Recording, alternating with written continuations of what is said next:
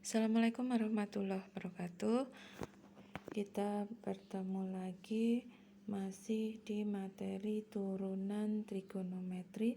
Kali ini yang akan kita bahas mengenai titik stasioner dan jenisnya.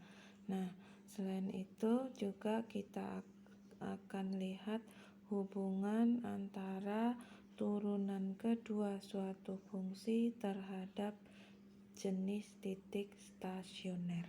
Langsung saja, yang pertama kita akan menentukan titik stasioner dan jenisnya. Untuk menentukan titik stasioner dan jenis titik stasioner, kita ingat dari pertemuan sebelumnya. Nah, nanti kita coba lagi pada saat mengerjakan contoh soalnya.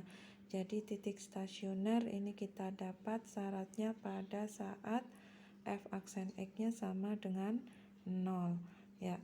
Nah, di sini terdapat grafik fungsi y sama dengan fx. Kemudian setelah kita tentukan nilai f aksen x sama dengan 0-nya, ternyata ada beberapa nilai x yang memenuhi, yaitu pada titik A, B, C, D, E, dan F. Maka masing-masing titik inilah yang kita sebut sebagai titik stasioner. Nah, kita ingat lagi nanti pada saat contoh soalnya ya. Nah, sedangkan menentukan jenis titik stasionernya, jenis titik stasioner sendiri ada 3, yaitu titik balik minimum, titik balik maksimum, dan juga titik belok. Nah, cara menentukannya ada 2. Yang pertama dengan menggunakan uji turunan pertama. Nah, yang kedua dengan menggunakan uji turunan yang kedua. Nah, kita lihat yang pertama, jika kita akan menentukan jenis titik stasioner menggunakan uji turunan yang pertama. Yang pertama kita tentukan syarat di mana titik baliknya kita sebut maksimum. Nah, kita perhatikan saja dari kurva y sama dengan fx pada titik A. Nah, ada titik A di sini, koordinatnya kita ambil, kita sebut saja titik A, FA. Maka di sekitar titik A ini coba kita perhatikan fungsinya. Kita ingat materi sebelumnya, fungsi naik dan fungsi turun. Di sebelah kiri dari titik A, jika kita perhatikan, garis singgung ini ternyata condong ke kanan. Ingat, kalau garis singgung itu condong ke kanan, gradiennya positif, maka fungsinya kita katakan naik. Kemudian di sebelah kanannya, grafik fungsinya di sini fungsinya adalah turun karena garis singgungnya condong ke kiri. Nah, jika kita gambarkan bentuk grafik fungsi di sekitar titik A, di sebelah kiri grafik fungsi itu naik atau positif gradiennya, kemudian stasioner pada saat titik A dan turun di sebelah kanan. Maka grafik fungsi yang bentuknya naik stasioner kemudian turun, ini yang kita sebut dengan titik balik maksimum. Nah, dari grafik fungsi ini mana lagi yang merupakan titik balik maksimum? Ya, jawabannya yang E ya. Di sini di sekitar titik E grafik fungsinya naik, kemudian stasioner di titik E, dan di sebelah kanannya adalah turun. Jadi memenuhi di sini ya. Yang kedua adalah titik balik minimum. Kapan terjadi atau kapan titik stasioner disebut titik balik minimum? Kita perhatikan dari titik F di sini. Nah, ada titik F, kita sebut saja koordinatnya M, Fm. Dari F di sekitar titik F ini grafik fungsi sebelah kirinya turun, kemudian stasioner, di sebelah kanannya naik. Kalau kita gambarkan turun, stasioner, naik, atau nilai di sekitar titik F gradiennya negatif, kemudian 0 stasioner, kemudian sebelah kanannya gradiennya positif. Maka kita sebut titik baliknya adalah titik balik minimum. Coba tentukan selain titik F yang merupakan titik balik minimum adalah titik C. Titik C di sini di sekitar titik C sebelah kiri gradiennya condong ke kiri, berarti nilainya negatif atau turun. Kemudian di sini stasioner di titik C, dan di sebelah kanannya garis singgungnya condong ke kanan, berarti gradiennya positif. Maka fungsi itu naik, jadi turun, stasioner, naik. Maka titik baliknya juga titik balik minimum. Nah, satu lagi yang terakhir adalah titik belok. Untuk titik belok kita perhatikan titik B. Titik B di sini kita sebut saja titik B, FB. Maka di sekitar titik B kita lihat di bagian atas titik B, grafik fungsinya di sini turun karena garis singgungnya condong ke kiri. Kemudian di bawah B, masih di sekitar B, ini juga turun, garis singgungnya condong ke kiri. Maka jika kita buat gambarnya di sekitar titik B, ini negatif, turun, kemudian stasioner, kemudian turun lagi, negatif lagi. Maka grafik fungsi yang seperti ini kita sebut sebagai titik stasionernya sebagai titik belok. Atau bisa grafik fungsi itu nilai gradien di sekitar titik stasionernya adalah naik, stasioner, naik. Nah, contohnya yang mana di sini? Ya, contoh titik belok yang lain adalah titik D. Di sekitar titik D ini kita buat garis singgungnya ternyata naik, condong ke kanan positif. Kemudian di atasnya juga condong ke kanan, naik positif. Maka naik, stasioner, naik. Maka memenuhi sebagai titik belok. Jelas ya? Ini jika kita menggunakan uji turunan pertama. Lebih jelasnya nanti kita lihat contoh soal. Nah, sebelum ke contoh soal, kita lihat cara yang kedua, yaitu menentukan jenis titik stasioner menggunakan turunan kedua. Nah, jika menggunakan turunan kedua ini, kita ambil saja permisalan ada fungsi fx kontinu dalam interval i, di dalamnya memuat x sama dengan a. Kemudian turunan pertama kita sebut f aksen x, turunan kedua kita sebut f double aksen x. Kemudian pada saat kita ambil x sama dengan a, ternyata fa-nya sama dengan 0, maka titik stasioner itu yang bisa kita tuliskan menjadi a, 0. Gitu ya. Nah, cara menentukan jenis titik stasionernya gimana? Caranya yang pertama, pada saat nilai x sama dengan a, di sini kita substitusi ke f double aksen x, ternyata hasilnya kurang dari 0 atau negatif, maka titik stasioner a, 0 ini adalah titik balik maksimum fungsi. Jadi pada saat x sama dengan a disubstitusi ke f double aksen x, hasilnya negatif, maka titik baliknya akan maksimum. Ya. Nah, yang kedua, jika x sama dengan a ini kita substitusi ke f double aksen x-nya, ternyata hasilnya lebih dari 0 atau positif, maka jenis titik stasioner a, 0 adalah titik balik minimum. Jadi pada saat f double aksen a-nya kurang dari titik baliknya malah maksimum, pada saat f double aksen a-nya lebih dari titik baliknya adalah minimum. Lebih mudah ya. Nah, Jika F double aksen A-nya ternyata dicari hasilnya 0, maka untuk menentukan jenis titik stasioner dari A, 0 harus kembali ke langkah atau cara yang pertama, yaitu dengan menggunakan uji turunan pertama. Gitu ya. Jadi diperhatikan syarat-syaratnya. Ya.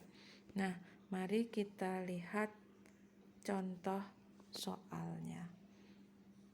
Contoh soalnya, tentukan titik stasioner dan jenisnya dari fungsi f(x) sama dengan sin x plus cos x dalam interval x lebih dari sama dengan 0 dan x kurang dari sama dengan 360 derajat. Nah, karena yang ditanyakan titik stasioner dan jenisnya, maka kita akan menentukan titik stasionernya terlebih dahulu. Ya. Nah, syarat dari titik stasioner adalah f aksen x sama dengan 0. Maka dari fungsi yang ada tadi kita turunkan sama dengan 0, yaitu cos x min sin x sama dengan 0. Selanjutnya kita cari penyelesaian nilai x-nya dengan menggunakan persamaan trigonometri. Ya, kita ulang lagi ya. Maka menjadi cos x sama dengan sin x. Sin x kita cari relasinya yang sama menjadi cos 90 min x.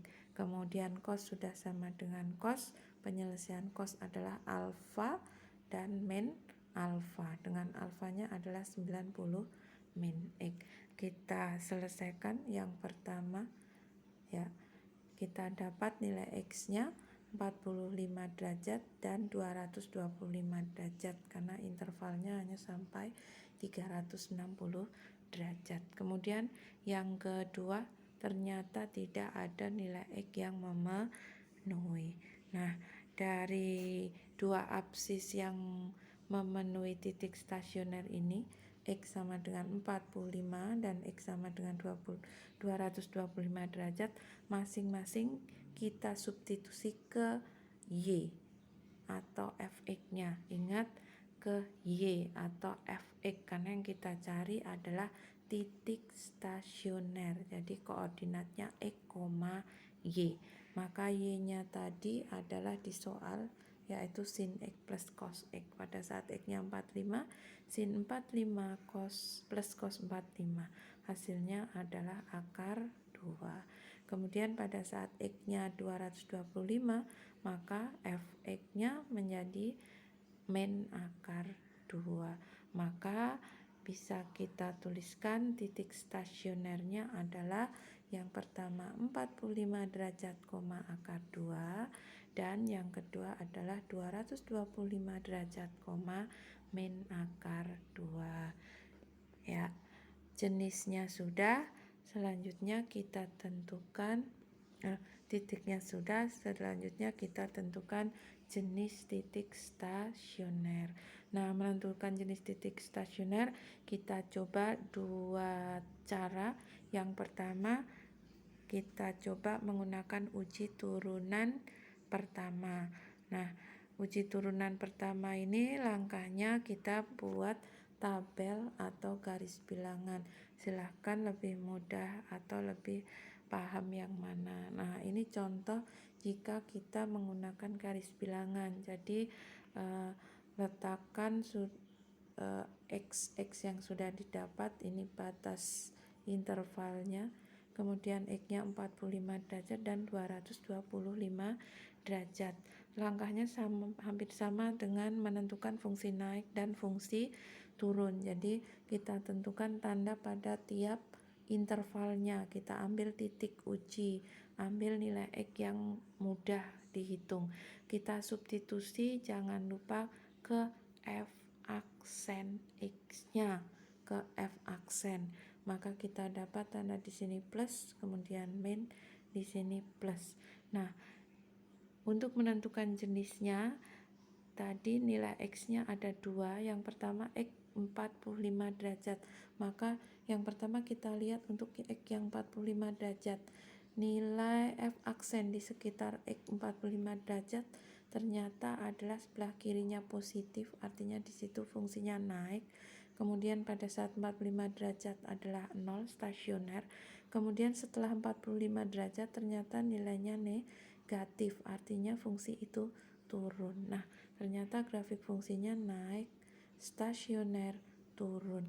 Maka memenuhi sebagai titik balik maksimum. Jelas ya?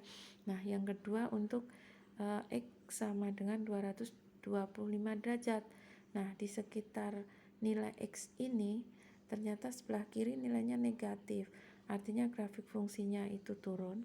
Kemudian stasioner, kemudian di sebelah kanannya adalah positif, berarti naik.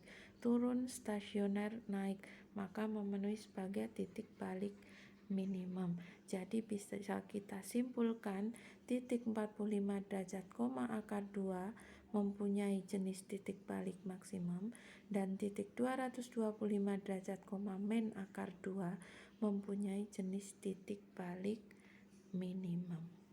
Nah, atau bisa menggunakan tabel. Jadi buat tabel di sini ada 2 titik yang akan kita cari jenisnya, yaitu pada X 45 derajat dan X 225 derajat. 45 ada tanda min di atas, itu artinya adalah di sekitar 45, kurang dari 45.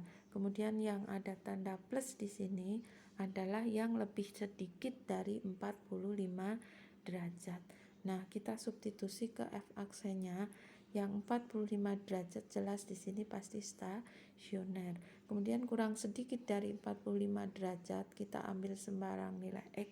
Ternyata kita dapat nilai F aksennya positif.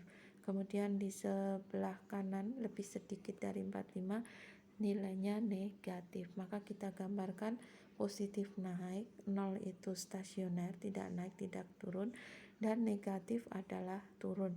Maka jenis titik baliknya adalah titik balik maksimum. Nah, sama juga langkahnya dengan yang sudut 225 derajat. Ya, silahkan memilih cara yang paling kalian pahami. Nih, kesimpulannya sama. Ya. Nah, selanjutnya bagaimana kalau kita menentukan jenis titik stasionernya menggunakan uji turunan kedua? Nah, untuk uji turunan kedua maka lebih mudah karena kita tinggal menurunkan fungsi f(x)-nya sebanyak 2 kali.